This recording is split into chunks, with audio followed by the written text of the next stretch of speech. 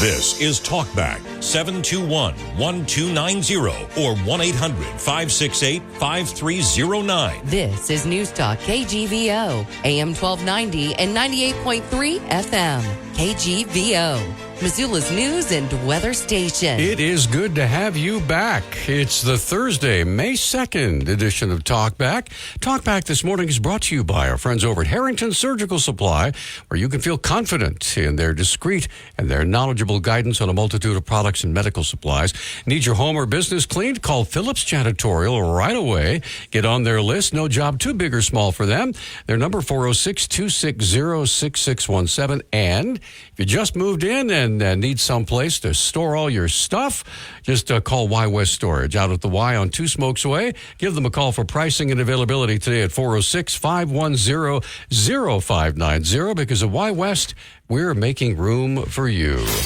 The views and opinions expressed on Talkback are not those of the staff, management, or advertisers. Okay, welcome aboard, everybody. Glad to have you along. That's Mr. Nick Christensen right over there. Good morning, Mr. Nick. Good morning. All right, we have a special guest here in the studio. Keeley is with us. Hi, Keeley. Good morning. Good morning. Thanks so much for having us. First time on KGVO, right? Very exciting. I know it's such a privilege. I get to join the celebrities here, and so I'm very excited and humbled. Well, you're making what we call the radio run, right? You've been from studio to studio to studio. I'm getting my steps in this morning. Yes. It's nice. Starting the day off strong. We by far have the nicest, most polite audience. So, no comment on that. just so you know. All right. So first of all, you're Keeley, and you're with the Red Cross of Montana and Idaho. And I know you're here for a very special reason. So what's going on? Yeah. We're very excited for our annual Give a Pint blood drive. That's happening Monday, May 6th at the Doubletree Hotel in downtown Missoula. And it's taking place from 10 a.m. to 3 p.m. So a lot of opportunities for people to come by, give blood, and then also pretty sweet incentives as well. Okay, let's hear about these. Because when people give blood, oftentimes there's a little bit of a reward involved. So, yeah, go ahead. Of course, yeah. The biggest reward is the feeling of, you're helping to save lives. Right. But, of course, we want to also reward people that day in a special way. They'll get a coupon for a free scoop of ice cream from Big Dipper, and they'll also get a coupon for That's all I need. Right? That's all anybody really needs, right? Go in the ahead, summer. please continue. But also, they get a beverage of their choice as well from inside the fin. So a couple coupons there for incentives, and really just a few steps away from the blood drive. You can go ahead and do your little happy dance, shuffle over to the fin, and reward yourself. Now, tell me who is able to give blood? Is it almost anyone, or are there some restrictions? Give us some of the important information here. Right. We encourage everyone to make an appointment and go ahead and go through the pre-screening questions. Of course, that will help kind of give you a picture. And then, like I said, all donors are welcome. Right now, too, we have wonderful support from our donors, but we want to make sure that we protect the blood supply that we currently have, especially with the summer months coming up. So I do remember during COVID, which wasn't that terribly long ago, the Red Cross was really hurting because people, didn't want to go out and mix with anything. And, of course, to go and actually give blood, which was something that was, I think a lot of people thought might have been scary at that point. Right. Yeah. I mean, COVID definitely had an impact on our blood supply. We had an emergency national shortage, and several months ago, even as recent as that, dealing with the effects from COVID. And of course, we still are as that continues. So put our fears to rest. For those who are really seriously concerned about this, it's very safe. It's very very, very hygienic. I mean, all that, right? Right. The process is heavily regulated. It's been approved, and it's completely safe. If people do have any questions or concerns, we encourage them to, again, sign up for a blood donation appointment. There's pre-screening questions, and then when you get to your appointment, you'll also have pre-screening as well. So you can go ahead and relay any concerns or comments to a medical professional, and we're more than happy to help clarify or answer any questions. Sure. Give us the 1, 2, 3 of the event, the Give a Pint event. Again, when and where, and where do we go? Sure. So it's going to be Monday, May 6th, coming up very quickly from 10 a.m. to 3 p.m. at the Missoula Doubletree Hotel in the downtown area. And so, again, like I said, really great incentives. But we also have a few other reasons that people should donate. First of all, they'll get a bonus $10 e-gift card sent to their email just for donating. They'll also get a free haircut coupon from Sports Clips Haircut, which is nice. You can go into the summer feeling fresh. For those of us who have hair. Some of us don't. Anyway, go ahead, Yeah, not only that, but everybody who donates through May 19, they'll be automatically entered for a chance to win a VIP NASCAR racing experience thanks to Sports Clips. That includes 2 tickets to the NASCAR Cup Series and Xfinity races at Darlington Raceway on Labor Day weekend. So that also includes round-trip airfare for 2 to South Carolina, a 3-night hotel stay, and then also a $1,000 gift card for expenses on the trip. So really great reasons to come out and donate. Sign me up. We have spots available. I'm sure you do.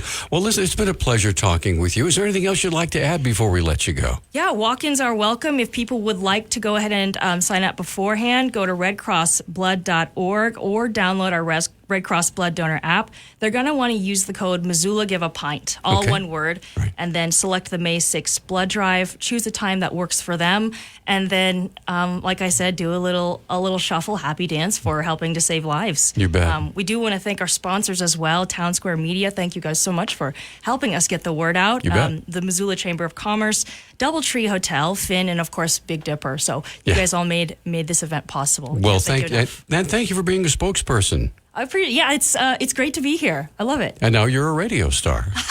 I don't know if I can handle the fame. You have to give me a few tips. You can walk down the street and people will go, "You did what?" We didn't see you because it's radio. Anyway, well, Keeley, it's been a pleasure talking with you. Thanks for stopping by. Yeah, thanks for having us. Appreciate it. All right, we're going to take a break. Come right back. 721-1290 is our number. 1-800-568-5309. Now we have more guests coming into the studio throughout the morning, so it's going to be a busy day. We'll be right back with more of Talk Back right after this. Dennis Bragg with your latest forecast. Snow levels have dropped to as low as 4,000 feet over Glacier and the Bob, and there is a chance for scattered snow showers across western Montana until the lunch hour, when any further showers will be rain with a chance of precipitation at only 30%. Periods of partial clearing might make an appearance later. The big weather news Friday morning will be widespread frost as temperatures drop under clear skies. Sun mixed with a few clouds will warm us tomorrow back above 60, close to 70 under clouds Saturday. Oh, we have about 15 minutes of open phones here. 721-1290 is our number. 1-800-568-5309. Dick Christensen right over there taking your phone calls. He produces Talk Back every day.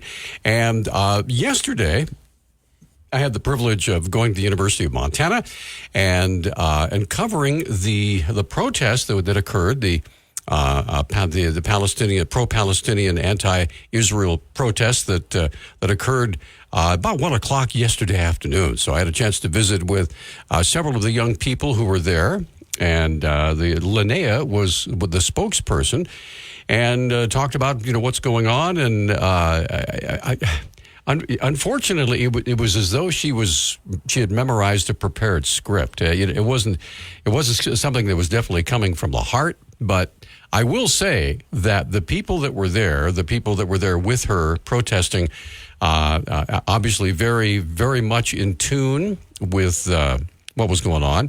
And then we had a gentleman who kind of invaded, if you will, a very tall young Jewish man named Murphy, who was parading around with a large Israeli flag. And so I had a chance to visit with him and also the folks who were protesting. And then had a chance to visit with Dr. Mirdad Kia and Dave Kuntz from the University of Montana. Dr. Kia, of course, Dr. Kia is with us for many different things. Global Hotspots, for one, the KGVO Book Club, and many other ways. So anyway, if you would like to talk about that, give us a call, 721-1290. Were you there?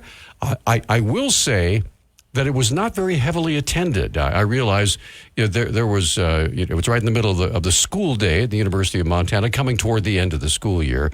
So middle of a work day, too. Yeah, it was the middle of a work day as well. And the invitation from the young people there was that when you got out of class, just to walk out it was called a strike for Gaza. So they asked people to just come out of their classrooms at 1 o'clock and just, stand and share with what was going on the University of Montana campus. I will say there were some, but I think probably the vast majority of the people who were there were from the media. So there was lots of TV cameras there, newspaper reporters there, the folks from the online journalism aspect were there as well. So, got a lot of interviews, and we got a lot of audio and video, but not a lot of it. Just in my view, as a spectator, not a lot of support from whatever crowd that was there. So anyway, but they were seen. They made their point. So anyway, 721-1290 is our number, 1-800-568-5309. If there's something on your mind this morning, it's pretty much open phones from now until 8:30. And then we'll be visiting with the folks from the Missoula Red Cross, who are going to be joining us, I should say, from the cancer support community of Montana. They'll be with us at 8:30 this morning, talking about some things that are going on in their world that we can all help out with. So 721-1290 is our number, 1-800-568-5309. Some of the phone lines are starting to light up a little bit now, so we will try to get to that here in just a moment. We'll take a quick commercial break, come right back. We've got Denise and Dave and some other folks as well that would like to comment. We'll be right back after this quick timeout. Hello? Man, where are you? This wedding is lit. I thought you were coming. Ooh, I can't. I'm in bed with the flu. The flu? You didn't get a flu shot? I wish I did. I can't believe I'm missing out on Greg's wedding. Whoa. Grandma's about to crowd surf. Grandma's about to what? What? Man, I'll call you back. Oh, man. Sounds like another case of flu FOMO. Don't get stuck at home with the flu. A flu shot is safe, effective, and you can get it at the same time as your COVID-19 vaccine. A flu shot is the best way to prevent the flu and its potentially serious complications. It keeps you protected and also protects your loved ones. Protecting our community can't wait. So why get stuck inside with the flu? Don't get flu FOMO. Learn more at getmyflushot.org. Brought to you by the AMA, CDC, and the Ad Council. Being blind doesn't always look how others may think. Stargardt disease was supposed to define me. Retinitis pigmentosa aimed to overwhelm my family. It tried to cut me down. A blinding eye disease attempted to force me away from doing what I was born to do. But it cannot stop me. I have the tools. I will keep moving forward. Pushing past the limits of this disability. I know where to find support and where I can be seen. Loss of sight won't blind our vision. Innovative research, educational resources, supportive community. The Foundation Fighting Blindness is leading the charge in finding treatments and cures for blinding diseases. Learn more at fightingblindness.org. A public service message from the Foundation Fighting Blindness. They are our cuddlers and coworkers, purr machines and love bugs, and constant companions. They are our pets, our family, and they make life so much better. When we face unexpected challenges in life, so do our pets. That's why we're on a mission to support people who love their pets and the pets who love their people, ensuring these families stay exactly where they belong, together.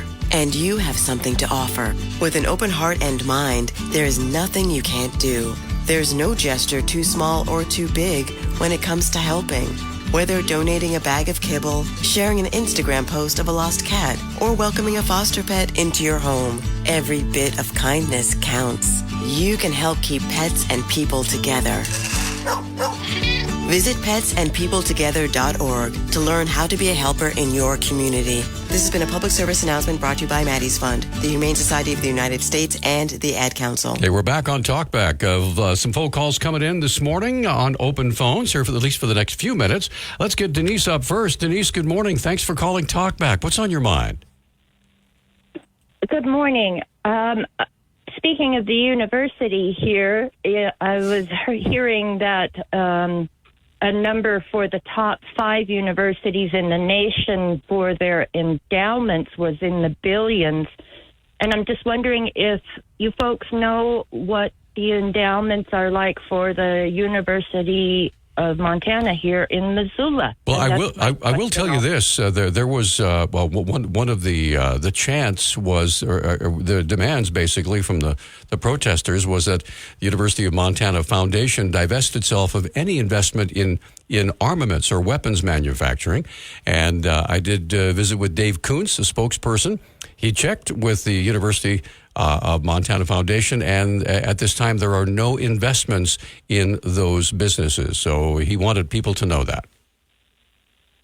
Well, that's good information. I guess we don't have a number then on what the amount of endowments would be for Missoula University, or I'm just curious. Out of all of what I've heard. Yeah, I imagine that would be public information. A good Google search should be able to figure that out. And I'll see. I'll see what I can do later today to find out. Okay. Thanks a bunch. Bye-bye. Thank you, Denise. Thanks for your call. All right. Jeff is up next. Jeff, good morning, sir. You're on Talkback. Hi. Hey, good morning. I have a comment about the university and then another worry of the week. But when I heard your reporting on the university, my first two thoughts were 100 students, okay? And then that one guy waving the Israeli flag could walk around and not feel threatened. And that really heartened me about this university. I don't know how you felt about it, but that was my initial response. But one question I wish you would have asked them is, what's their major?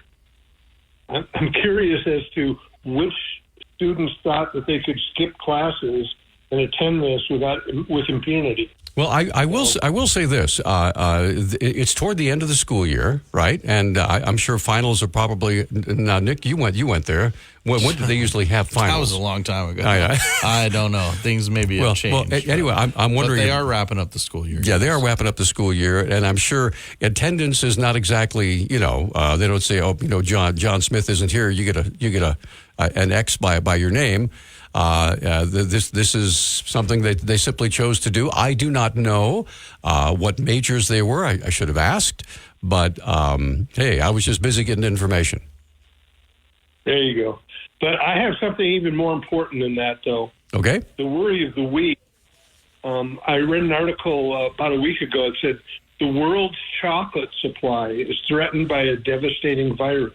Oh, no. Apparently, cacao swollen shoot virus disease leads to death of about 50% of some harvest. I don't know what that means in total number, but just the mere fact that the world's chocolate supply is threatened in any way just devastates me, Peter. I don't know if the life would be worth living without chocolate. Where are the protests? Yeah, I'll go to that protest. Well, I don't know about protests. But I think we need billions of dollars thrown at this by the government to protect the world's chocolate supply. I mean, what other answer is there? Well, we'll have to live with strawberry milkshakes, man. Please break my... At least make it rat. Yeah. All right, man. I appreciate you giving us one more thing to worry about, Jeff. Thanks a lot. All right, let's get Dave on the line. Dave, good morning. Thanks for holding. You're on Talkback. Please go ahead. Yes. First of all, I support any nonviolent protests.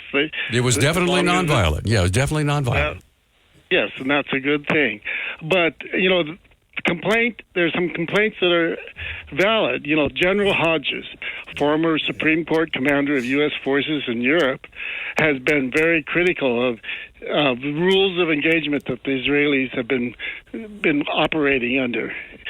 According to him, if there's a bad guy nearby and there's a dozen non-combatants close to him, it doesn't matter. Wipe them all out. If that's the case, then collateral damages, in his view, is terrible, and should stop. Well, may I ask something here? And again, this is just a Dr. Obvious question for me. If the terrorists or the Hamas people, or whatever you want to call them, the soldiers of Hamas, are deliberately operating in areas where there are innocent civilians, such as doctors, orphanages, things like that, and basically using them as a shield, if you will, to keep from being attacked by the Israeli soldiers. What is Israel supposed to do? Go ahead and bomb us and do anything you want? We can't fight back because you are surrounding yourself with innocent civilians. Well, from what he said, that they'll use a 2,000-pound bomb to take out that guy. And hello? No, go ahead. And whereas that kills everyone within hundreds of yards from that person. Now, certainly, that does the job, but it's overkill, and he implies that there's better ways to do it. Okay. Well, I am not a soldier. I know nothing of military tactics, so I can only take what you're saying at face value.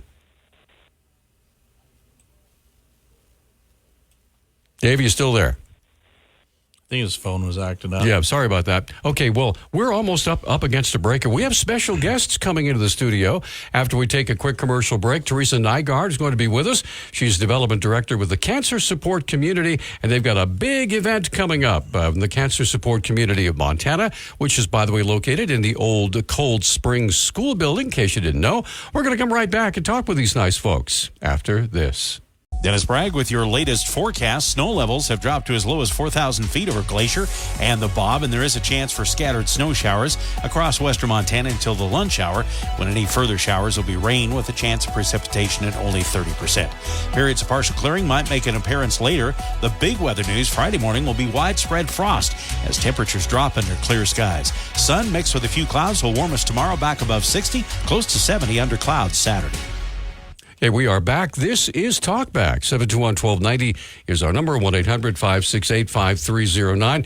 Guests in the studio from the Cancer Support Community, and Teresa Nygaaard, you are the spokesperson, so take it away. I'm the development director over at Cancer Support Community, and so one of my jobs is to fundraise for all of the programs that you'll be hearing about later. I'm going to pass it on to Sophia and let these guys introduce themselves too. Okay, go get right on that microphone, Sophia. They're just right up close. There you go. Go ahead. Sophia French. I'm the development events coordinator. I'm Teresa's right-hand woman, and although you're on her left right now, it's a little uncomfortable. I understand, but go ahead. Yeah, I do our social media, fundraising events, marketing as well. Okay. All right. Next. I'm Drew Walton. I'm the program coordinator. I set up a lot of the programs for Cancer Support Community and just make sure they're running smoothly. Excellent. Cody, you're next. Yeah, I am the, my name's Cody. I already said that. Threw me off a little bit. But I'm the clinical director of programs, so I run all of our clinical programming, resident therapists, and then just oversee all programming that we do throughout the state. Now, this is interesting because I live in the Miller Creek area, so I drive past your building several times a day. Yeah. And it used to be Cold Spring School. And it was going to be a child care center, but then COVID hit and they all went down. And you folks now have taken that building and done something really wonderful with it. So tell me a little bit about how you came to be at that place and what happens inside that building. Well, I'm going to let Cody talk a little bit about that. We do share the building, so there are other programs in there. Right. But Cody's been with the program longest, so I'm going to let him give a little history there. Go for it. Yeah, so I've been here almost 2 years now, and so we are the old brick building of the old Cold Spring School, so that's the easiest way to find us, big white sign out front. But yeah, we run 50 to 60 programs a month. Actually counted that out the other day to make sure it's true to what I'm saying to people, but we have everything from, one-off counseling to, big family retreats. We have yoga classes, Tai Chi, strength training, basically everything that you're going to need to have a real holistic approach to your cancer treatment. And we want to support our hospitals, right? We want to support St. Pat's. We want to support Community Medical Center and take a little bit of the heat off of them. We know how busy they are, and cancer's not slowing down, unfortunately. So any way that we can help, that's kind of our whole mission. Yeah, we have, like I said, strength, mind, body, mindfulness, therapy sessions. Everything's at no cost. Doesn't mean everything's free, so that's why we have Teresa and Sophia here. I like to say they make the money and we get to spend it. Sounds like a good plan. It is. Now, I will say that having many members of my family pass away from cancer. My mother and my father both were smokers. They were in the Marine Corps, so they handed out cigarettes like candy back during that time. And so they both developed lung cancer and passed away. So, but now when cancer is, it used to be cancer is, okay, well, let's just make out the will and go into the hospital and we won't see you again. Yeah. Things have really changed. Right. So could you share that, please? Yeah, I mean, I think most of us, I don't know anybody anymore who hasn't been impacted in one way or another by cancer. You talk to somebody and they're working with somebody who's just been diagnosed or is on the cancer journey somewhere. People call us the day of their diagnosis and want to know what they can tap into for services and support with us.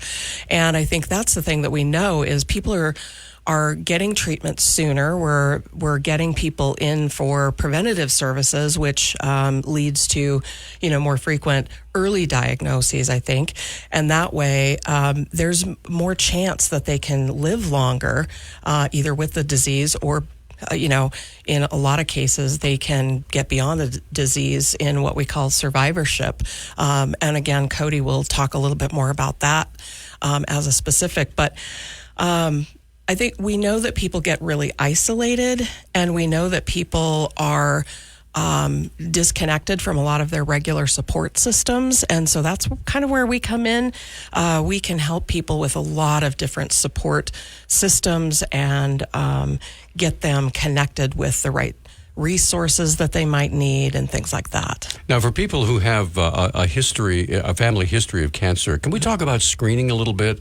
And because some folks might be a little bit afraid of that word. Well, maybe I don't really want to know. That sort. Can you talk us through that? Any of you folks? Yeah, I can kind of take that. So we call those previvors. You'll see that word more often now. So maybe you have a parent who has a genetic cancer, or you've yourself has done some genetic testing, so you're more at risk. We partner with, Partnership Health to make sure that we're doing breast screenings as much as possible. We have resources all over our building for things like that. And then just encouraging people when they come in. We have education classes. The more educated you are, the less anxious we are, right? So that's a big piece of it. So the more we can do on the previvor side, maybe before you have that checkup, the less anxiety we can kind of create. So that's the goal with our previvors for sure.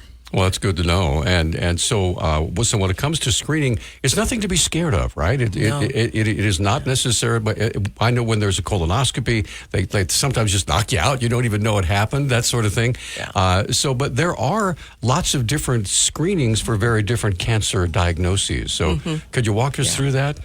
Yeah, so we have, obviously, your breast cancer screenings. You have different gynecological screenings. You have colorectal screenings. And then you also have a ton of genetic testing that you can be done if you qualify for it. A lot of them are going to be covered by your insurances. Some of them aren't if you're willing to pay for it and able to pay for it. We always encourage that, And then also just the realization that not everything's genetic. Only about 5 to 10% of the cancers, according to the NIH, are going to be genetic. So it's not always that. Just because you have a parent who has cancer doesn't mean you need to, worry every single time you go to the checkup. There doesn't have to be that anxiety all the time. Well, what you just said is the H word. It's the hope, right? There is, one of the things I know you guys specialize in is giving hope to people, right? Absolutely. I think people need hope, they need support, and they need to know that there are other people who are going through the same type of experience sometimes, that they're not alone. And that's why it's called a cancer community, yes. Right? So, community is stronger than cancer. You bet.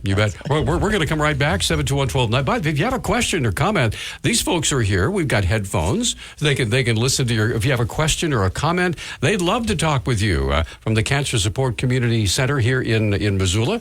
Our number is 721-1290 or 1-800-568-5309. Or, of course, you can use the KGVO app. We'll be right back. after this. Do you have Hi, I'm Kim Holderness. And I'm Penn Holderness. You don't have to have an amazing race to the doctor, but you should make time for routine cancer screenings. I schedule my mammogram and other cancer screenings around my birthday and then treat myself to lunch. I do too, because, of course, everyone likes lunch. The C word can be scary, but routine screenings can detect cancer before symptoms appear. And early detection equals better outcomes. Go to preventcancer.org to find out which cancer screenings you need. And there you go, the cancer screening. We're just talking about that. Now, during the break, I was asking Teresa and some of the other folks here in the studio about men. I have a dear friend who works with me at the University of Montana. Is going through a journey right now, a cancer journey, and I didn't know. I had no idea. If I had known, if my wife and I had known, we'd have helped. We'd have done everything we could, but we didn't know. Mm-hmm. And so, can we talk a little bit about that, especially with us men? We're so strong and tough and all that jazz. But when something like this happens, it takes a community sometimes. Yeah, we like to say it's a club that you don't want to join, but we're going to make it the best club that it can be, right? So men especially, like you said, we isolate ourselves. We see ourselves as weak if there's a problem. We don't want to ask for help, those kind of things. But I encourage men out there listening right now. Come get a tour. It doesn't have to be as scary as you think. You don't just have to hop right into a support group. Right. We have yoga classes that have men in them. I think the fear is that you're going to go to somewhere and it's you're not going to have that community piece, right? Like it's just going to be maybe women, or it's just going to be maybe one-on-one therapy and things. And I promise you, it's not that. It's not as scary as it sounds. We also have tons of stuff for your families. Bring the family in, come get a tour, come do some kids support, come to family camp, things like that. Right. We do have a caller on the line, so strap those headphones on, or share, or whatever. And I believe we have Denise on the line. Denise, good morning. You're on with our guests. What's your question, please? Good morning. I would, first of all, like to say I'm hearing wonderful things. The second thing I want to say is I did not hear anything about a nutritional part of this program, and I'm wondering if that's just something that's kind of in the background, or maybe that's something that's yet to be included. Denise, that's a great question, and I know our guests have an answer, so please go ahead. Yeah, so we have tons of nutritional services. We have, education classes that you can do from Zoom. Unfortunately, in Missoula, we don't have a specific nutritionist like on site, anything like that. In Bozeman, we do have a partnership with, I might butcher this, but the Northern Nutrition Group.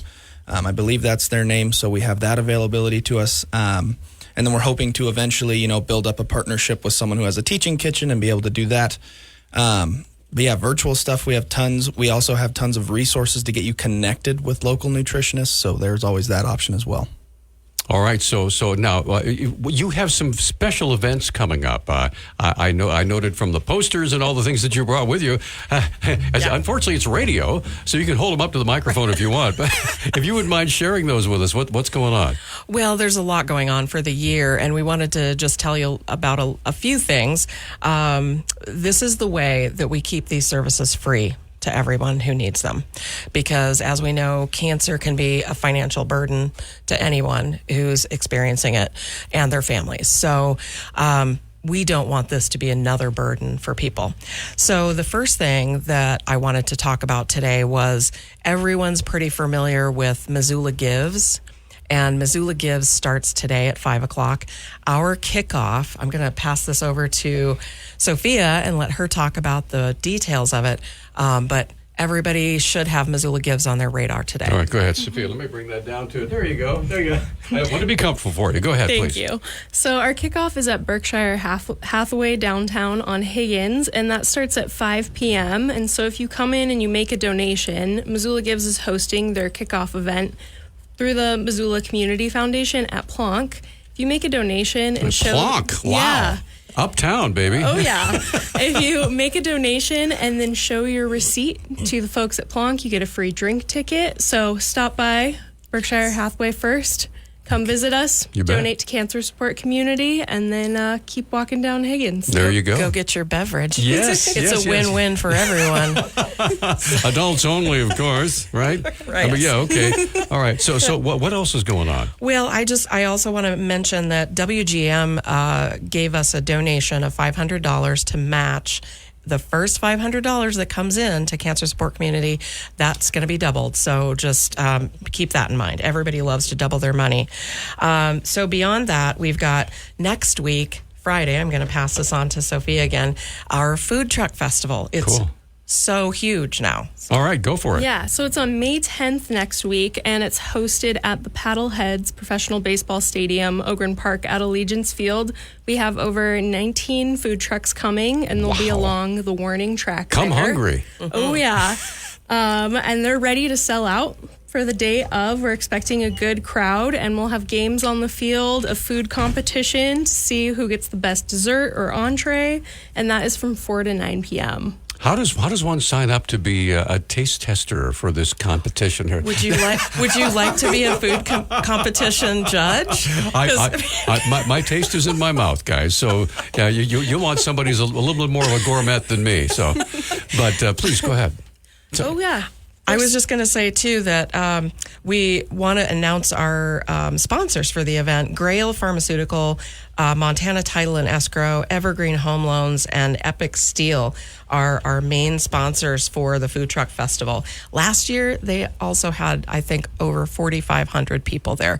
So yeah, be sure and get there. Pretty sure it was the largest event other than the event that the field maybe got a little torn up. I'm pretty sure we were the largest event other than that. I don't know if I'm allowed to say that. Right, yeah. We do have another caller on the line. So let's strap on those headphones and get Jeff. Jeff, good morning. You're on with our guest from the Cancer Support Community. Go ahead. Hey, good morning. I was really glad to hear you talk about prostate cancer because initially it seemed like it was kind of focusing more on female cancers. And according to the British Medical Journal, prostate cancer now takes more lives than breast cancer does. That's as of, I think, 2018. So, and the sad part about it, I'm a prostate cancer survivor. The sad thing about it is that you can actually get tested with PSA tests. It's not 100% foolproof, but I was watching my PSA levels go up, and I finally exhausted all other remedies, got the biopsy. The biopsy said it was 10%. When I had the surgery, that was the option I chose. It ended up being 25%. So the good news is that all the PSA tests now are negative. So it all appeared contained, and it looks like I have a bright future as far as that goes. And I would encourage all men out there, get your PSA tested at least every year, and if it's starting to go up above 4 or 5, keep an eye on it, because that was my indication. I have 2 brothers who also found out they had it, and they've undergone surgery as well. So, it's you do what you have to do to stay there for your family. I do have a question. You mentioned Grail Pharmaceutical, and I know that Grail has the Gallery test. It's not covered by most insurances, so it would be out of pocket. But I've heard mixed things about it, that some folks swear by it, and other folks say, well, you get a lot of false negatives and false positives, so we don't know how much you can trust it. Do you guys have any insight into the Grail Gallery test for early detection of cancer? Tell you what, we're up against a break, Jeff, so we'll have them answer. We'll talk this over, and we're going to come right back after the break and answer your questions. So we'll be right back with more from the folks from the Cancer Support Community of Montana right here in Missoula. We'll be right back after this. Les Schwab. Dennis Bragg with your latest forecast. Snow levels have dropped to as low as 4,000 feet over Glacier and the Bob, and there is a chance for scattered snow showers across western Montana until the lunch hour, when any further showers will be rain with a chance of precipitation at only 30%. Periods of partial clearing might make an appearance later. The big weather news Friday morning will be widespread frost as temperatures drop under clear skies. Sun mixed with a few clouds will warm us tomorrow back above 60, close to 70 under clouds Saturday. Community here with us, and I understand, Cody, you wanted to say a little bit about what Jeff's concerns were. Yeah, first I wanted to say thank you for the shout out on PSA tests. They're very important, as is all testing, right? But especially for men, make sure you're getting that PSA checked and kind of watching that and talking with your urologist about it. As far as the Grail Gallery test goes, so we just encourage you to talk to your doctor. If it seems like a good fit, it seems like a good fit. If you want to do some research and the gallery test seems like something you want to use, like you kind of said, there isn't a, this is 100% with anything. More genetic testing can be expensive though, and we want to recognize that. So if you aren't recommended to do it, I'd say just listen to those docs and continue to work with your healthcare team. That's kind of the best way I can answer that, probably. One thing we haven't talked about here is the Rays of Hope Gala. Could you talk about that a little bit, please? Well, again, I'll pass this over to Sophia because she's our events coordinator. But yeah, this will be our first gala ever. So I'll just let her give you the details. Go for it. So it'll be on You put it in the gala, right? Right. You're right on that microphone. Go ahead. It's on September 20th at Caris Park. We're going to have it down in the pavilion, and it's presented by Blue Cross Blue Shield. And instead of doing a sit-down dinner, we're going to do heavy apps and have it more of a cocktail hour and have 2 bars there and have some great auction items and just make it kind of a social hour to learn more about what we do here at CSC. Well, that's good to know. And so who's participating? Are there any other groups helping you, or is this just what you guys are doing?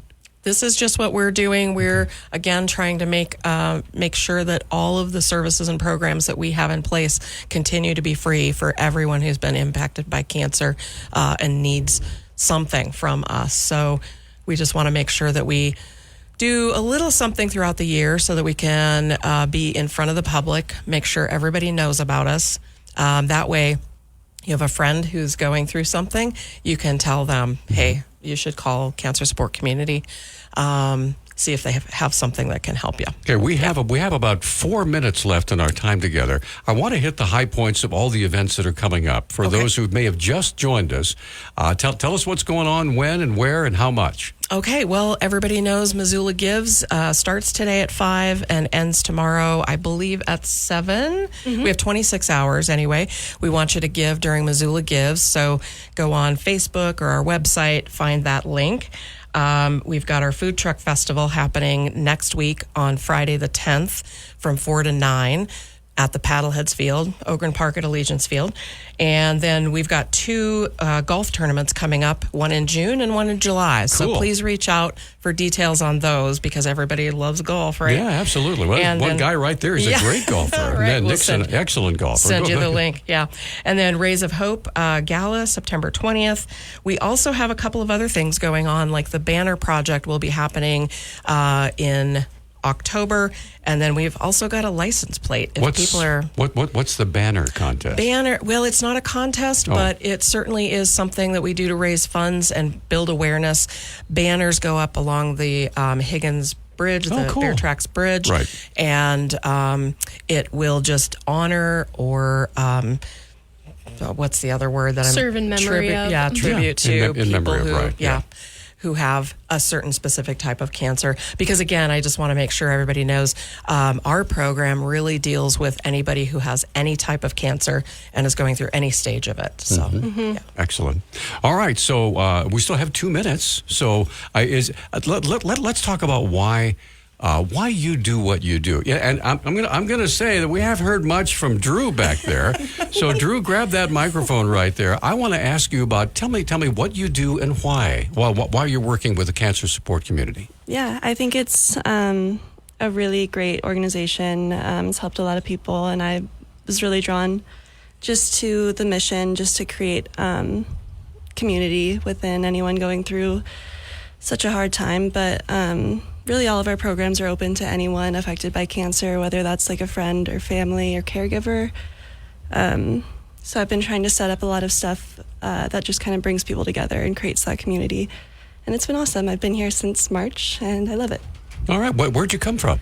I just started working here in March, but I was working at the university before this. Great. Well, listen, it's been a pleasure talking with all of you. So I'm gonna go ahead and give Teresa the last 1 minute Okay, here we go. Make your pitch, kiddo, for the cancer support community, for everybody who's turning up their radios really loud right now. Go ahead. Really loud. Well, I would just like to say that we know that cancer is very prevalent and it's indiscriminate. It doesn't care whether you have money to address the issues. It doesn't care whether you have a home. It doesn't care whether you have a support system. People of all walks of life are struggling when they find out that they have cancer of any type. Their families struggle, caregivers struggle, and what we can do to make that burden a little bit lighter is to provide that sense of community, that support, and we can do it for free if we have the help of the community. So somebody sitting there with a pen poised over a piece of paper, give us the address, phone number, things like that. Go ahead. So the address is 2625 Briggs Street. That's the old Cold Springs School there. And then the phone number is 406-317-5077. All right. Guys, thank you you guys did great. Good job. All right. Thank you, guys. We're going to come back. We have open phones from 9 to 9:30 and Community Medical Center from 9:30 to... This is Talkback, 721-1290 or 1-800-568-5309. This is News Talk KGVO, AM 1290 and 98.3 FM.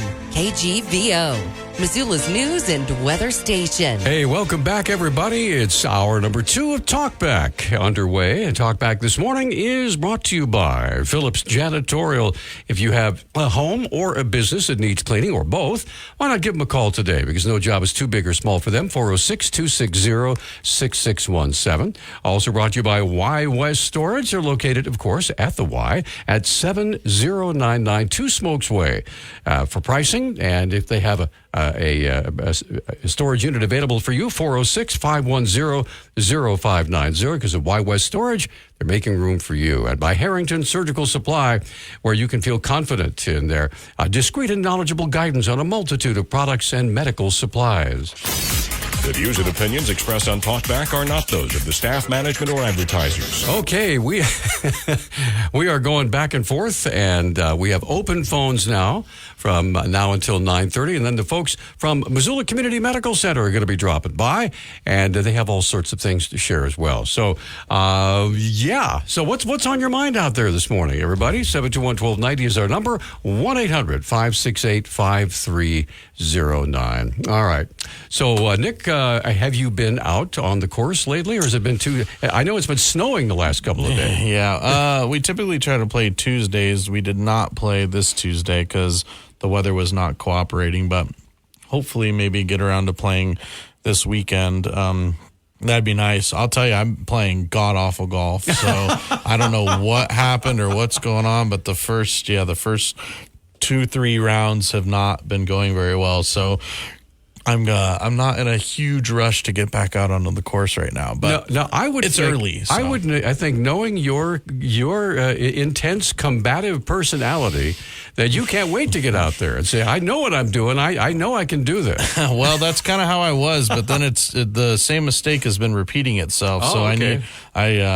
I'm one of those guys that needs to visualize what I'm doing wrong, so I need someone to record what I'm doing. It's just my driver. My driver is I can't even hit the ball off the tee, but everything else is actually translated fine. But when you start the hole so far back and it's going everywhere, it just kind of makes the game a little more challenging. So, but yeah, I need someone to record my driver's swing so that I can visualize and see what I'm doing wrong, because for some reason I cannot fix it myself, which has never happened to me before. So, but I kept telling everyone, it's April, it's fine, it's early. And then I look at my clock yesterday, I'm like, oh God, it's May. It's May. I need to figure this out quick. No, so. Yeah, absolutely. Yeah, by the way, the phone lines are open. It's open phones. 721-1290 is our number. 1-800-568-5309 is our number. And if you haven't gotten the KGVO app yet, what's the matter with you? The KGVO app is free. You can put it right on your phone, and it's got all sorts of wonderful features. And one of those is the Message Us button. Now, not only can you listen to KGVO anywhere in the world, as Walt Carroll will be doing when he calls in a couple of weeks, but you can... Yes, go ahead. I'm sorry. We did get a message someone named Sparky said, if you could ask Peter to explain his comment about a Jewish man, quote, invading the protest yesterday. He said, I assume it was just a misspeak. However, he said the media's positive framing of pro-Hamas agitation could make the case for implicit bias, and that's not the case. Let's put it this way: I used the word invading tongue in cheek, and it wasn't meant to be anything bad. It was just no deeper meaning to it. No. Basically, let's just say it was a surprise, right? For the folks who were protesting, they certainly did not expect anyone to come in with a flag of Israel to argue with them, and so it made for a very interesting confrontation. There was nothing violent about it. There were kind of some raised voices, but it was interesting to hear the dialogue going back and forth between the two groups, or I should say the individual and the group. So, how long did it last, would you say? Well, let's put it this way. I was there from 1, they were supposed to last from 1 till 2. I left at about 1:45. It was still going fairly strong, but there was not a large crowd there. I mean, as far as university students or like supporters, basically. Yeah, there was enough that they could do the chants, right? And people would say, hey, hey, ho, ho, Israel has got to go, or whatever the chants were. There was enough out there to make a little bit of a response. But they were smart about getting the word out, obviously, because if you said that there was so much media presence there, I mean, that kind of, because you found out about it yesterday, right? Yes, I did. But, I mean, so they spread the word pretty well that they were going to be doing something like this. So, yeah, even if they didn't get a ton of student support, I guess, from, kids walking around or whatever the case may be, they obviously got a ton of media attention because we covered it, and I know some of our competitors covered it as well. So, yeah, I guess they got what they wanted. I believe that is probably the number one thing they wanted. That's a bigger reach, yeah. Right. They wanted to get the media out there and get photos and hear the chants and get the audio and all that stuff. That hey, we're here in Missoula, Montana. We're just as committed or hip or whatever as any place else in America. So anyway, 721-1290 is our number. 1-800-568-5309. Open phones going until 9:30, and then the folks from Community Medical Center will be joining us. So we have Skip, Harry, and Ed all waiting to visit. We're going to come right back after this quick timeout. Don't you love... Dennis Bragg with your latest forecast. Snow levels have dropped to as low as 4,000 feet over Glacier and the Bob, and there is a chance for scattered snow showers across western Montana until the lunch hour, when any further showers will be rain with a chance of precipitation at only 30%. Periods of partial clearing might make an appearance later. The big weather news Friday morning will be widespread frost as temperatures drop under clear skies. Sun mixed with a few clouds will warm us tomorrow back above 60, close to 70 under clouds Saturday. Some of the best sounds you'll ever hear are generic. Safe, effective, even money-saving, just like FDA-approved generic drugs. Even if they don't come in the exact same color or shape as their brand name equivalents, they have the same key ingredients and go through a rigorous review process. Talk to your doctor or pharmacist today and visit fda.gov/generic drugs. Generics are safe, effective, and can save you money. You'll like the sound of that. Okay, we're back on Talkback. 721-1290 is our number. Nick Christensen over there taking your phone calls. I'm Peter Christian. Let's jump right in. It's open phones until 9:30 this morning. Skip, good morning. Thanks for holding. You're on Talkback. What's on your mind, sir? Hey, thank you, Peter. And I thought the explanation you just gave to that question that Nick asked you from a texter, I guess, I thought that was about as good as it gets. You covered all the bases. And I wanted to ask, I think this coming Monday is the first Monday of the month. Is Rob Nadelson going to be able to make it? Because he had to cancel the last time. He was actually going to be on for 2 hours. And then also, could you give us an update on what candidates are going to be, if you know of any at this point, that are going to be on the show so we can be aware of it ahead of time in case we want to for sure not miss listening in that day? Any updates you can give us, I appreciate. Good questions. Thanks for the call. Yeah. Oh, I'm sorry. Just so I can see them. I need to be able to see the calendar. Yeah, Rob's he confirmed yesterday that he will be with us on Monday, though he's still not feeling very well. The only candidate that I have on the schedule so far this month, besides, Michelle Brinkley. Yeah, she's running for House District 85 in Ravalli County. She'll be on Tuesday. And then we have Ryan Zinke that's going to be with us on the 28th in studio from 8 to 9. But we've got some openings for other candidates, and it's obviously early in the month, Skip. So, we will we'll fill them up. So. You bet. And by the way, if you know of a candidate that is running for office and they would like to be on the show, just give us a call, 721-1290 or 1-800-568-5309. Or you can email Nick and be happy to schedule you. That's what we do here. So we had Tanner Smith on, obviously, earlier this week on Tuesday. So he's running for governor. So, any candidates that want to come on before the primary, we'll give you a shot and get you on. And then after the primary shakes out, I think, as everyone knows, then we'll start to have a lot of candidates on because they'll be a little more eager to get on once that time comes. So You bet. All right, let's, I believe Harry's been waiting. Good morning, Harry. Thanks for holding. What's on your mind? Yeah, good morning, gentlemen. First off, I tired of hearing people conflate the, Palestinian protest to protesting for Hamas. It's quite a bit different. But also, people are hand-wringing about how terrible these are, how it's the worst ever. I wish these people would look at history a little bit. I mean, you look back in the 60s, the anti-war protests were a lot bigger and a lot of times more violent. Also, the civil rights, even further back, they were more violent too, but most of the violence was directed at the protesters. And even a bigger scale, people complain about how terrible the country is and we're in such terrible shape. Again, look at history. You think back during the Depression. I mean, it was horrible. These people had nothing. They were, first of all, a lot of people didn't even have electricity, running water at that time.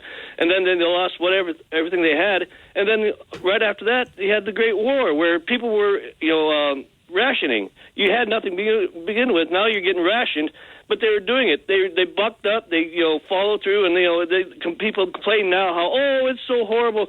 People watching big screen TVs and sitting back and watching Netflix and all these other stuff and saying how horrible life is and how terrible things are. And geez, just buck up, people. Now, if you don't mind, I've been around for a while, and so have you, right?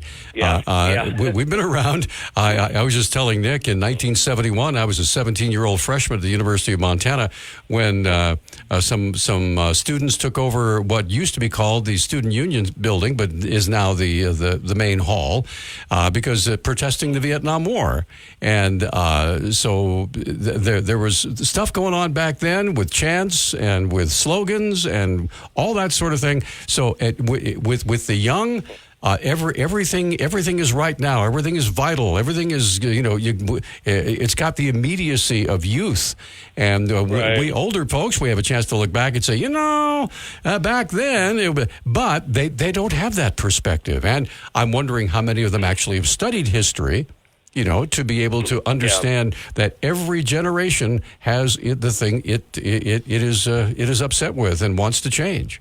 And that's good. Yeah, well, young people are a little more excitable about things too, and and that's the thing though. A lot of people that listen to the show and call in, they're older too, and so they should be able to look back in a little history and understand that this is nothing new, and it's not near as bad as it has been sometimes, and so it just get a little perspective on things. I mean, look at your life. How really awful is it? I mean, everybody's pretty much got a car. They all, there's some people are having tough times, of course. That's always happening. But I mean, all in all, we got it pretty darn good right now. I mean, we're so spoiled. It just, I get so annoyed when I hear people complain how terrible things are, and they don't, look back in history and see how terrible things really have been and how good we have it. Well, there's something to be thankful for every day, Harry. Yeah, that's right. All right, man. Thanks for the call. So you and I actually agree. Woohoo! I'm going to check my pulse. I don't know. Let's get Ed on the line. Ed, good morning. You're on Talkback. What's up, sir? Hey, yesterday I talked to Walkiro about a letter we were going to get later that afternoon from the Department of Revenue, and joked around about it being maybe bad news. If it was, I was just going to give it to my wife. but it wasn't. It was a refund check. Lunch is on you, dude. Check, and I put in for direct deposit. I didn't even consider that because it was going to be direct deposited, but we got our refund check in. And here's the amazing thing. This is a handwritten copy, of the Form 2, a paper copy. I put it in the U.S. mail on April 15, on April 15, and we got it yesterday in our hands. Wow. That's 2 weeks and 2 days, including mail time, travel time. What is it? It takes 2 or 3 days to get a letter between here and Helena. So every time I've had something to do with the Department of Revenue, they've been great. They've been absolutely great. Now, I'll bet Walt says the same thing. These people are good. They're nice. Maybe not like the IRS, but I'm really wild about those guys over there. I think they're doing a good job. Well, I will tell you, if you've been watching the news lately, they are going to be moving some of the processing from the Missoula main post office on West Kent over to Spokane, and doing some major remodeling of the Missoula facility. So people are a little bit nervous that the mail is going all the way over there and then back all the way over here. And so that may be delays in getting some of the good news that you got. Yeah. Yep, absolutely. But anyway, 2 weeks and 2 days to process a paper copy of my taxes, so our taxes. That's it. You did good, man. Yeah. Okay, thanks a lot. Thanks for the call. All right. Phone lines are free. 721-1290 is our number, 1-800-568-5309. Now we're up against a commercial break. If there's something on your mind, you have about 10 minutes to get it off your chest, because then the folks from the Missoula Community Medical Center will be here. Dr. Sam Matz will be joining us, and we'll talk about Stroke Awareness Month. We'll also talk about inpatient rehab. All that's coming up from 9:30 until 10. But right now, we're looking for your phone calls, whatever might be on your mind. 721-1290. Mexican beer 6. Meet Ed, movie buff, animal lover, safe driver. 5 years of driving an ambulance teaches you a thing or two. If people knew what I know, lives could be saved. When I see a car trying to rush past a turning bus, I get concerned. You see, when big vehicles turn right, they have to swing wide to make the turn. And that's a lesson you don't want to learn the hard way. When trucks and buses turn, let's you and I wait. It's our roads. It's our safety. Visit www.sharetheroadsafely.gov. All right, we're back on Talkback. 721-1290 is our number, or 1-800-568-5309. Of course, the KGVO app is there for you as well. Dave is back with another comment. Dave, good morning. Thanks for holding. You're on. Go ahead, please.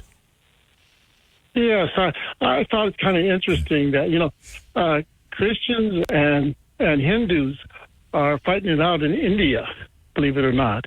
And that I've heard that Israeli Jews are attacking Christian Palestinians.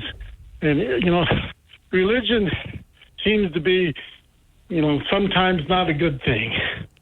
Sad to say. Okay. And would you like me to disagree with you on that? I'm just saying. Our faith means something to us. If we're involved in a war, the fact that we have the Christian faith or the Muslim faith or the Hindu faith, whatever the faith that may be, that's between you and God as to what you're going to do. And far be it from me to, unless you're doing something really horrible, horrible atrocities, I would say, it's something you have to deal with God with.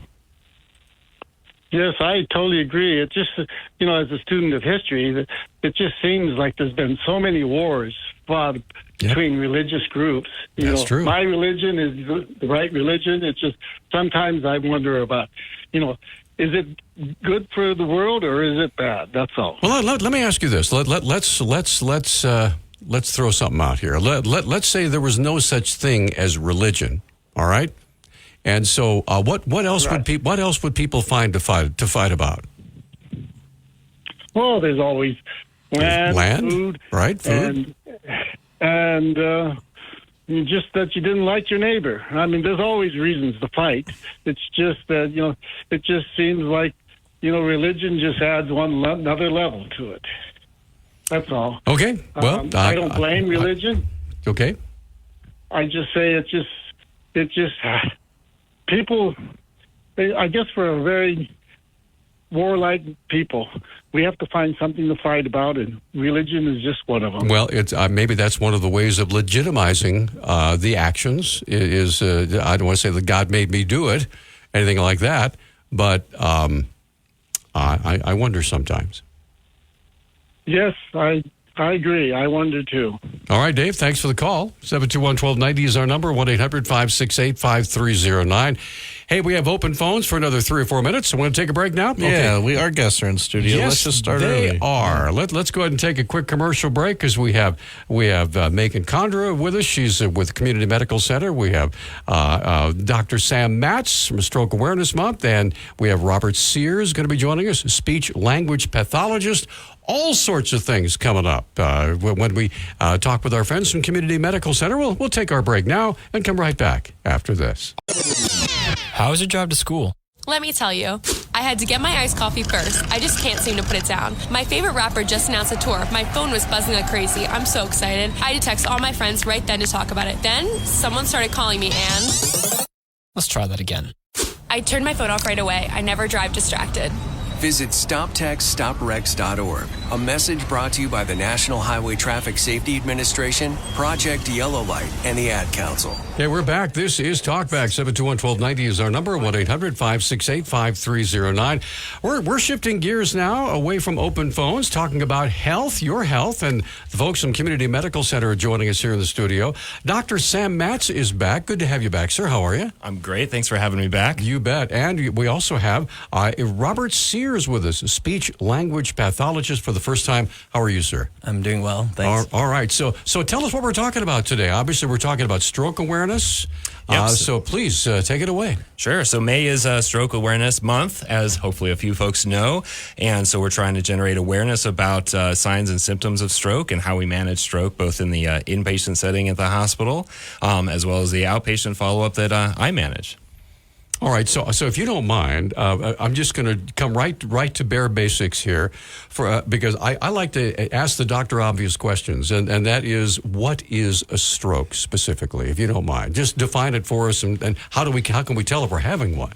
Great question. So a stroke is where you have a blockage of blood to an area of the brain. And so there's several different kinds of stroke. Won't bore you with the details. But the term originally came from apoplexia and was originally designated as a stroke, as in from a stroke of God, because they strike you down and people die pretty fast after a stroke. But unless you're really fast. Unless you're really fast, yeah. If you get down to Community Medical Center with quickness, then we can change the course of that outcome. Go ahead. I'm sorry, yeah. Yeah, so a stroke is where you block a blood vessel. Typically, that's from a clot. It can be technically from anything, but basically it's like any kind of clog in the plumbing. So it means that you're not getting the circulation, the blood flow specifically to the brain. There can be lots of reasons behind that. There's lots of risk factors for it. But the main point is time is of the essence. So it only takes about 4 or 6 minutes before neurons start passing away, and a lot of times they don't recover super well. And so that's why we try and make a big effort for community members to recognize the signs and symptoms of a stroke so that they call 911 and get their loved ones in as fast as possible. So a stroke basically means that the blood is being denied to a certain part of the body because of that tension, or what? In this case, it's specifically to an area of the brain. So we don't really call it a stroke if it's in the heart. We call that, heart attack, or the technical term is a myocardial infarction. But this is specifically to brain tissue. Okay. Mm-hmm. And so left untreated, what can happen to a person who is experiencing a stroke? That's a great question. So it depends on where it is. So the bigger the plumbing, the more it affects, obviously. Also depends on what area of the brain. The brain's pretty interesting in that each area has its specific role in what it does. So depending on where that stroke goes or where that clot goes, it could affect vision, it could affect memory, it could affect personality in certain cases. The most common things we look out for are what we call motor control. You could think of that as muscle control. So that's where someone suddenly has weakness on one side of their face, one side of their body, things like that. And those are some of the big symptoms that we try and educate people to look out for.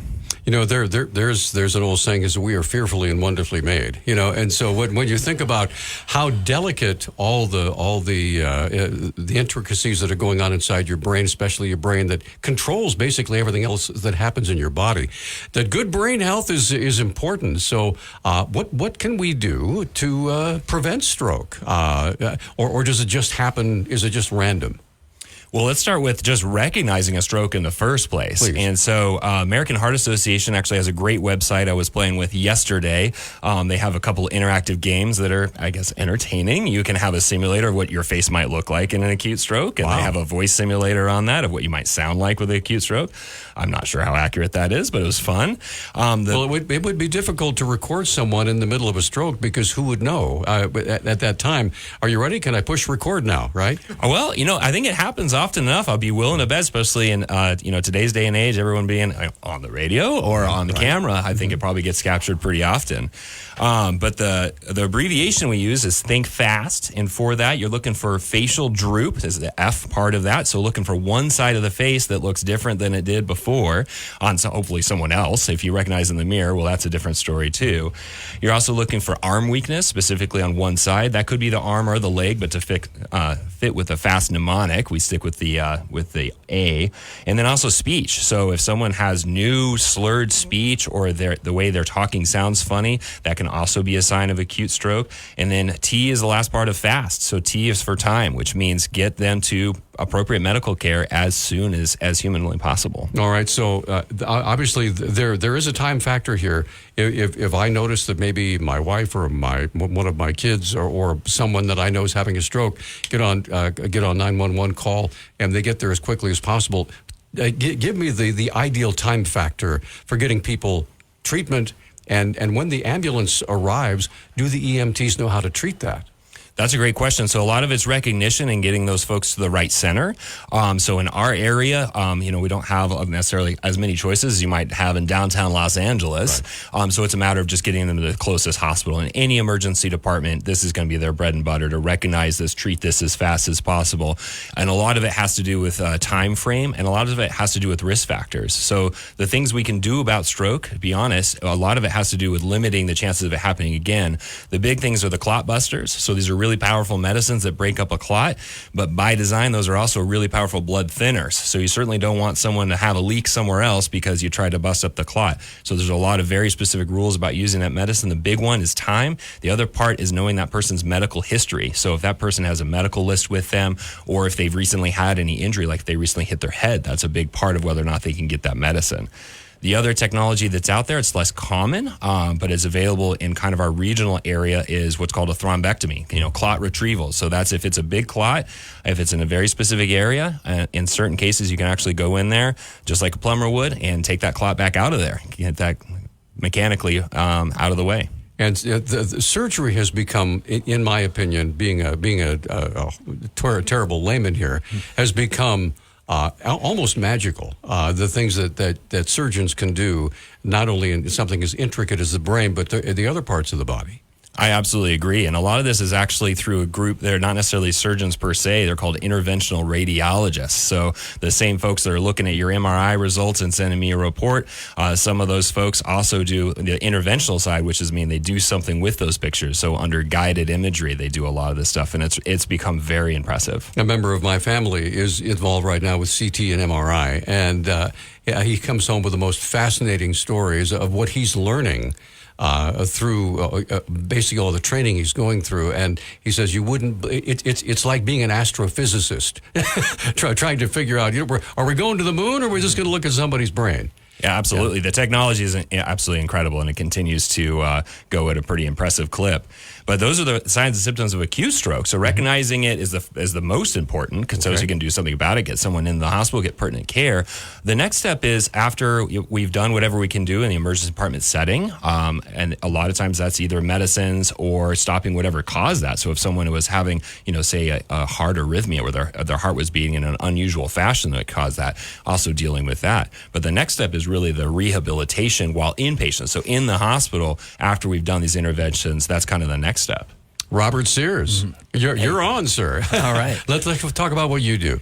Well, so after somebody has been stabilized in the acute setting, they're sort of presenting with certain deficits from the stroke, like the weakness that Dr. Matz talked about, or speech deficits or swallowing problems.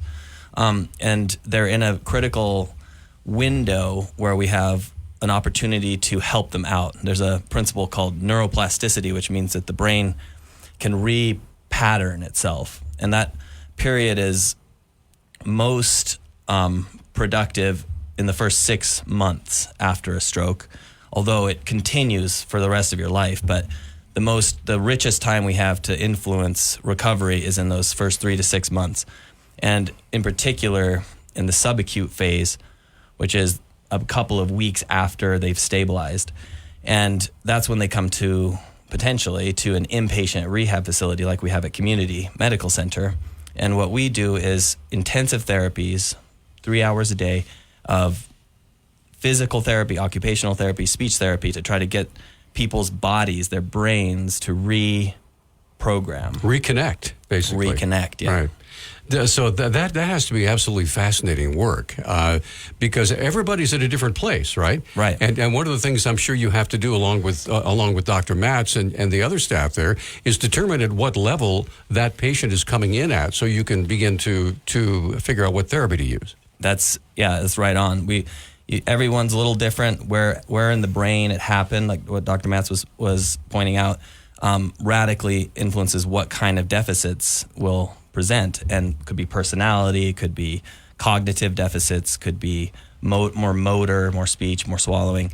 And so when you have a team that can really work together to see the whole picture, it allows you to develop a plan of care and give the appropriate interventions, but also education as that continuum of care, goes on for the next 2 years, let's say. Sure. Yeah. And I would imagine when it comes to swallowing, when you can't swallow, I would imagine one of the things that naturally occurs is you start to panic.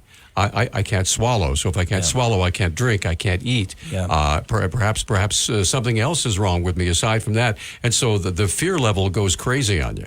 Yeah. And so having a team you trust, so the rapport is critical. And our team really works really nicely together, and the communication between the team allows just a cohesive feeling to transmit to the patient, and that helps with fear, because fear comes from not understanding what's going on, and also, like I said, just the sheer panic of, I can't do this thing that I've always done, and it's terrifying. Falling is like that. People after a stroke, their motor weakness leads to a lot of fall risk. Mm-hmm. And so there's a lot of terror around transferring, moving. And so we try to build that confidence back up with the right, therapy. With therapy, you bet. Well, we're up against a break, and we're learning a lot here. By the way, if you have a question, Buck is waiting. I didn't realize we had a caller. I'm sorry, Nick. I was so wrapped up talking to you guys. Buck, we're going to get to your call right after this. 721-1290 is our number. 1-800-568-5330. And I'm back in just a moment. Hey, this is Josh at... As veterans, we're no strangers to helping others. It's what we were taught, trained, and told to do. It could be for anything. Helping a friend move. Listening to a fellow veteran for hours, at any hour of the day. Or just simply making time for people. A neighbor, a loved one, or even a stranger. We're often the first to help others. There's no question about it. But we do have one question for the veterans listening. When was the last time you reached out for help? Perhaps it's time to do for yourself what you would do for others. If you or someone you know needs resources, whether it's for stress, finances, employment, or mental health, Don't wait. Reach out. Find more information at va.gov/reach. That's va.gov/reach. Brought to you by the United States Department of Veterans Affairs and the Ad Council. Yeah, Peter can stop yakking. Maybe we can get one of our callers on. I'm sorry about that, Buck. Buck, good morning. You're on Talkback. You're on with Dr. Matz and Robert Sears. Go ahead, please. Well, it's worth it. I forgive you, Peter. Thank you. Gentlemen, I just had my annual checkup and asked the question, and I know kind of the official viewpoint in medicine, but have you gentlemen ever considered it would vary greatly, and it would vary from patient to patient, but sometimes there are precursors, there are indications that a stroke will happen. Say a clot doesn't hit all at once. It may cause temporary interruptions. It may cause reduced blood flow, and that possibly could produce symptoms in a patient.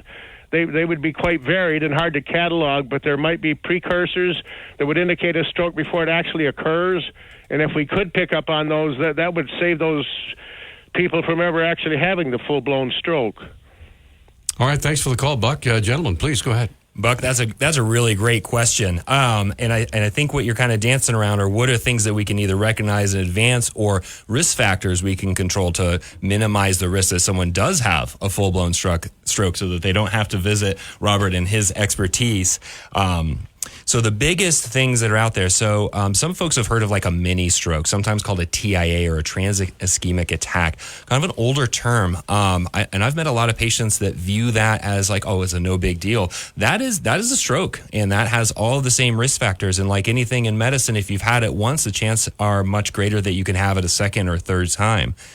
As far as risk factors or signs and symptoms of a stroke, there's really nothing. They can be really subtle, and usually they're very sudden, hence the name stroke, to be honest. They usually come out of nowhere with very little, if any, warning signs. The biggest risk factors out there by and far is actually elevated blood pressure. That correlates almost exactly with stroke risk. The higher the blood pressure, the higher the risk of having a stroke. The other factors out there, of course, smoking doubles your overall risk of a stroke. And I don't mean to bore folks with numbers. And Buck, I hope you don't fall asleep if you're behind the wheel. Please go ahead. Yeah, these are important, though. Yeah, so when we look at, the studies, and again, this isn't, it's not a crystal ball. We say, if you, I like making car analogies. If you don't maintain the car, if you're tired, and the steering's off and it's dark, it's raining and there's deer on the road, you're much more likely to have an accident. It's not to say it will happen. It's just a lot more likely. And it's the same thing in medicine. Everything is statistics. So when we talk about all comers, if you just have blood pressure by itself, let's suppose it's a little uncontrolled, but, 160 over whatever, you have about a 10 or 15% risk. If you're one of those people that also smokes and also has diabetes or know someone that has all three, and I think we all know someone who does, you have tripled your risk of a stroke in your lifetime up to about 34% for every folk. And if people also have that in combination with atrial fibrillation, which is a relatively common arrhythmia where the heart beats in an unusual pattern, and they have signs of long-standing high blood pressure, that can increase to about 80 or 90% of risk of stroke in their lifetime. It's huge. And again, looking at numbers, so stroke is the number 5 killer in the United States. Globally, it's actually usually goes back and forth between number 1 and number 2 with cardiovascular disease. And so it's so heart is still number 1 in this country. Next is cancer. COVID was number 3, at least in 2021. Accidents, so trauma, car accidents, rollovers, things like that came in at number 4, and strokes came in at number 5. So we're talking about 160,000 people a year. I don't know if your audience is probably like me. I don't know what 160,000 people looks like, but to put that in perspective, in 2021, we had about 330 million people in this country, and about 1 out of 100 of us unfortunately moved on to other things during 2021. So if you said, okay, there's 100 people in front of me, these are all the people that died of various reasons, 2 of those folks would pass away because of heart problems, another 2 because of cancer, 1 would have passed away from COVID, I guess half a person that's not really that helpful would pass away from an accident, and stroke is about the same. So it's common, and it's in the top 5, but it's not, I guess, that common. But the risk factors really dramatically changed that for folks. I have read anecdotally, and again, this is just non-medical at all, but there are some animals. There are some like dogs or whatever, the therapy dogs that can sense when someone is having a stroke, and they may alert or whatever. I don't know if that's anything that can be trained to, but I know it has happened. Yeah, I know, and I think maybe I've spent too much time on YouTube. I've seen these videos. You see home video recordings, and certain domesticated animals are very in tune with their owner's behavior and personality. That's how they know when it's dinner time and so on and so forth. And you see the reactions, to a stroke, so they know they can see that behavior difference, even if it's subtle. Absolutely. Yeah, I know that may sound silly, but I'm a dog lover, and so I think, gee, why not if something going on with Rover or whatever and acting kind of strange, maybe something's happening in your house. Oh, for sure. And I mean, it's very well documented. So, for example, people with epilepsy, people have seizures, they can get disability animals, so service animals is a technical term, that recognize that they're about to have a seizure, and they alert their owner so that they can get in a safe position so they don't fall, hit their head, or they're not in traffic, more importantly. Sure.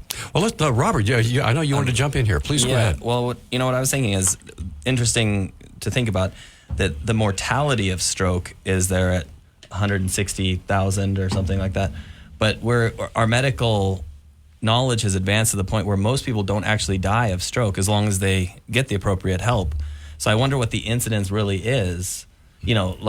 It may be that it is quite common, but our mortality is just not is number 5. That's a really great point, and I'm glad you brought that up. So not all stroke means death. A lot of people survive stroke, and in fact, that's the normal. And so there's 800,000 strokes. Again, 160,000 are actually people that pass away from it. So, and it's worth mentioning, 85% of the cause of stroke is modifiable, as in those are things that people can change either with medicine, with smoking, or other lifestyle changes that can significantly change their risk of having a stroke in the future. Yeah, behavior means a lot, and if you are smoking, if you are doing things that you shouldn't be doing, I mean, Mom said so, right? I mean, there are obvious things that we can do to protect ourselves and be healthier. Absolutely. Okay. With that, we're going to take a break. 721-1290. Oh, we have Harry waiting on the line. We're going to get Harry's call when we come back. 721-1290 is our number. If you'd like to talk with Dr. Sam Matz or Robert Sears, here with us from Community Medical Center, we're going to come right back after this 1-minute timeout. Meet Ingrid, fiery spirit, caring grandma, proud trucker. I've logged more than 4 million miles in my truck. If people knew what I know, lives could be saved. I was driving outside of Ohio when a gentleman stopped suddenly in front of me. But it takes my 80,000-pound truck 200 yards to stop. I'd given myself extra room, but it's not a chance worth taking. It's our roads. It's our safety. Visit www.sharetheroadsafely.gov. We are back on Talkback. 721-1290 is our number. And Harry is waiting on the line to visit with Dr. Matz and Robert Sears. Harry, good morning. Go ahead, please. Hey, good morning, gentlemen. A while back I saw a thing about where they're using electrical stimulation similar to what they do for Parkinson's people to help people with stroke recover. Do you know anything about that, and how promising is it? Thanks, Harry. Hey, thank you. There's a couple different ways that this is Robert Sears, speech therapy here. There's a couple different ways that they use electrical stimulation for stroke. A lot of times you can actually put a device on the muscle that you want to activate, and if you get it lined up correctly, it will cause the muscle to activate, and that causes sensory feedback to the brain, which will help the brain locate that muscle and then start to activate it more under volitional control or the person's purposeful control. So that's one kind of electrical stimulation that is quite commonly used, and it is very effective. That's called neuromuscular electrical stimulation. And then there's another type of electrical stimulation that they do on the brain. And I think you were alluding to Parkinson's stimulation, which would be a deep brain stimulator. They don't usually do that for stroke, but they've done what's called transcortical magnetic stimulation, which is basically using magnetic induction to try to get the brain to go. And a lot of that's just experimental at this phase. So I don't know. I think it shows some promising results, but it's not a clinically common practice at this time. Yeah. Now, so how does that research work, gentlemen?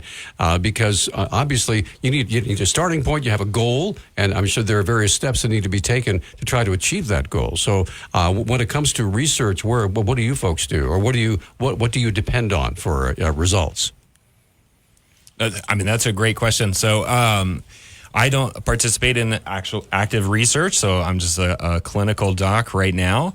But when they're studying these things, these usually happen at large academic centers. So those are going to be places in like Seattle, California, East Coast, big academic centers where there's typically a med school, residency, and folks that have a whole lot of time to write a whole lot of stuff. Right.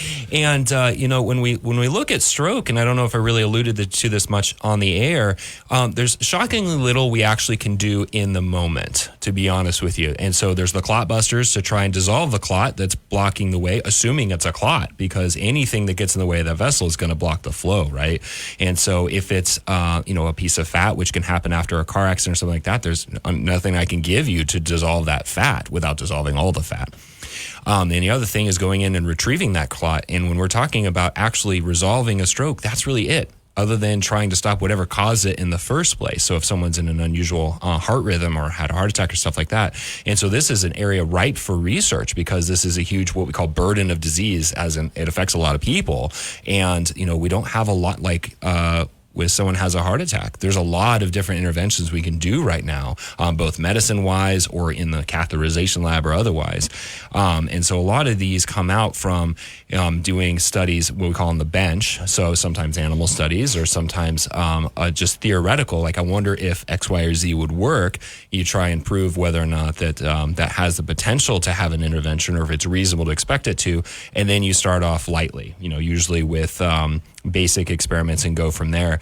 Advancing to human experiments requires a lot of approval for very obvious reasons. Sure. And so you have to show that it's not going to cause harm while you're trying to suss out whether or not something has an advantage. And so sometimes we just notice that people do better. So in the case of magnetic stimulation, well, a lot of people do an MRI, which just so happens to be a really powerful magnet. And so it's been noticed, for example, that MRIs can help treat depression. And that's just because people went in an MRI machine and they feel like, gosh, I feel better, And so it takes someone to notice that pattern and be like, well, what if we did it for that reason? Mm-hmm. And that's how we usually get a lot of these studies. Wow. Go ahead. Yeah, Robert. It's quite interesting how a lot of times it's the side effect of the thing you were originally studying that becomes the effect. It was a happy accident. Yeah, basically. happy accident. They're informed and it's hard work and stuff, but a lot of times, it's recognizing a positive thing that came from something else. I was going to say there's another really exciting tool that's being developed, and I think was originally developed by the military. And so they're not really available to the general public at this time, but it's an exoskeleton that has these sort of AI-controlled gait patterns, and it allows you to mobilize, and especially when it's paired with electronic stimulation. Help you retrain yourself how to walk, or?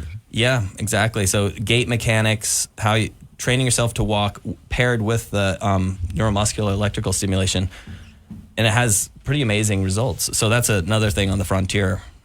We have about 2.5 minutes left in our time. So let's talk about stroke awareness and the fact that things that we should be looking for. Dr. Matz, go ahead.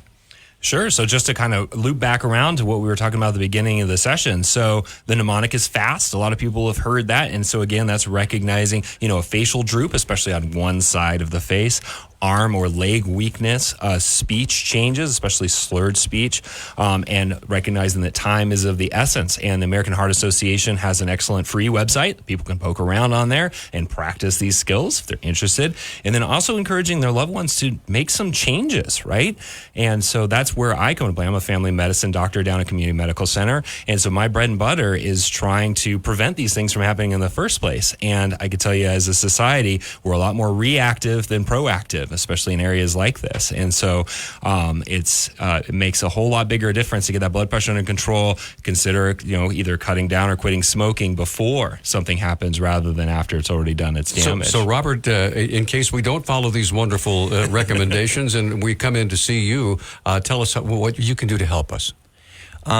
Well, Community Medical Center is well positioned to help people from all over, actually the region, that have connections here, and they can come to our facility, inpatient rehab facility, to get intensive therapies. Should be like 3 hours of therapy a day, because the intensive nature of the therapy helps with the brain repatterning, and then so it can relearn. And you need some guidance in terms of proper mechanics so the body doesn't learn incorrectly. If you learn incorrect habits, they become cemented in. So just ask your kids. Yeah, exactly. Right. Yeah, you're right. You know it. I like that. All right. So real quickly, how about some contact information for your office, Dr. Matz? Sure. So Community Medical Center, our primary care office is 406, of course, 327-3850. That's 327-3850. If you want to come down and chat with us, that'd be great. Excellent. And how about you, Robert? Well, I'm going to turn over to Megan. Yes. Ponder, okay, Megan, go ahead. Well, in order to see Robert or get admitted into our inpatient rehabilitation center, you would need a referral from a hospitalist. Gotcha. All right. So thank you, gentlemen, for coming in. Appreciate it.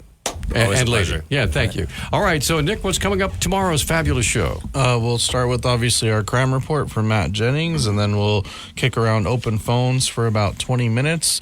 And then Larry Anderson, one of our callers, he will be in studio from 9:30 to 10 talking about important veterans issues. You bet. And Larry is a great citizen and a good friend of this program and a good friend of mine. So I look forward to seeing him again. So get out there and enjoy the day. We'll see you tomorrow morning at 6 for Montana Morning with Ace Sour Wine.